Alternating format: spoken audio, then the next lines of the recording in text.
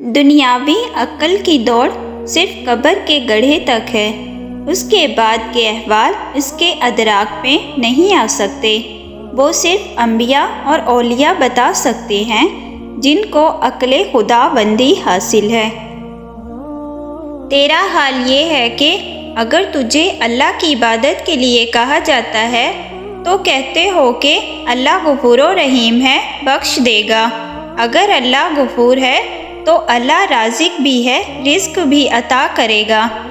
پھر رزق کے لیے کیوں تم نے رات دن ایک کر دیے ہیں؟ جس طرح نیند میں قیدی قید خانے سے بے خبر ہوتے ہیں اور بادشاہ سلطنت سے بے خبر ہوتے ہیں، نہ کسی کو فائدے اور نہ نقصان کا غم اور فکر، نہ اس فلانے اور اس فلانے کا خیال، خدا شناس کی یہ حالت بغیر نیند کے بھی ہوتی ہے۔ دانائی کا تعلق بالوں کی سفیدی سے نہیں، عقل اور تجربے سے ہے۔ دل سیاہ ہو تو داڑھی کے سفید بالوں کی کیا وقت۔ نامناسب دعا آداب بندگی کے خلاف ہے۔ نہر کے کنارے پر سویا ہوا شخص پیاس محسوس کرتا ہے جبکہ پانی بالکل اس کے قریب ہوتا ہے۔ اس کی بدبختی یہ ہے کہ وہ اٹھتا ہی نہیں ہے تو اسے پانی کیسے نظر آئے۔ یہی ہمارے حال ہے۔ خدا کی ذات ہمارے بہت قریب ہے لیکن ہم اس کے طرف قدم ہی نہیں بڑھاتے۔ گزری ہوئی پاک ہستیوں کا ذکر باعث ثواب ہے اور گناہگاروں کو عذاب سے رہائی دلاتا ہے۔ عقل مند انسان نقصان میں چھپے ہوئے فائدے کو سمجھ جاتا ہے۔ قدرت نے تخریب میں تعمیر کا راز چھپا رکھا ہے۔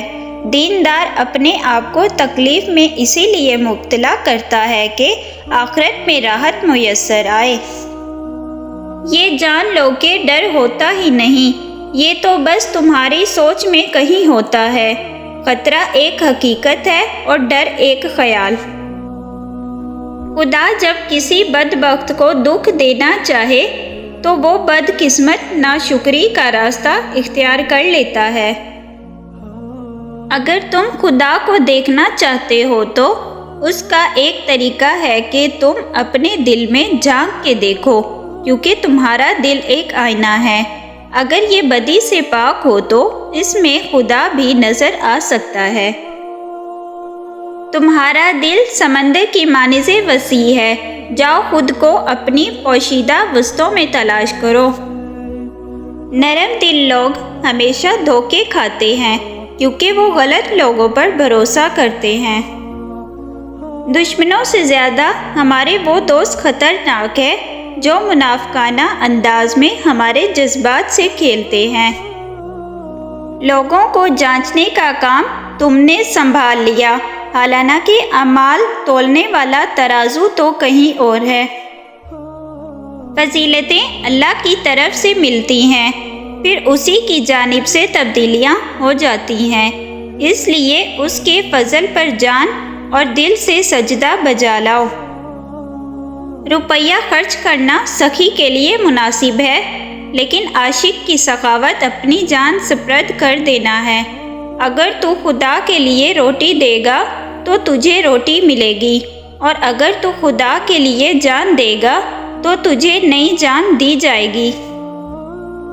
خاموشی سمندر ہے اور گفتگو نہر کی طرح ہے۔ تجھے سمندر تلاش کر رہا ہے تو نہر کی تلاش نہ کر۔ اگر تم قرآن کو آنکھوں سے دیکھو گے تو الفاظ نظر آئیں گے، دماغ سے دیکھو گے تو علم نظر آئے گا، دل سے دیکھو گے تو محبت نظر آئے گی، اور اگر اپنی روح سے دیکھو گے تو تمہیں خدا نظر آئے گا۔ حضور اکرم صلی اللہ علیہ وسلم کی محبت میں اگر جان بھی چلی جائے تو یہ گھاٹے کا سودا نہیں۔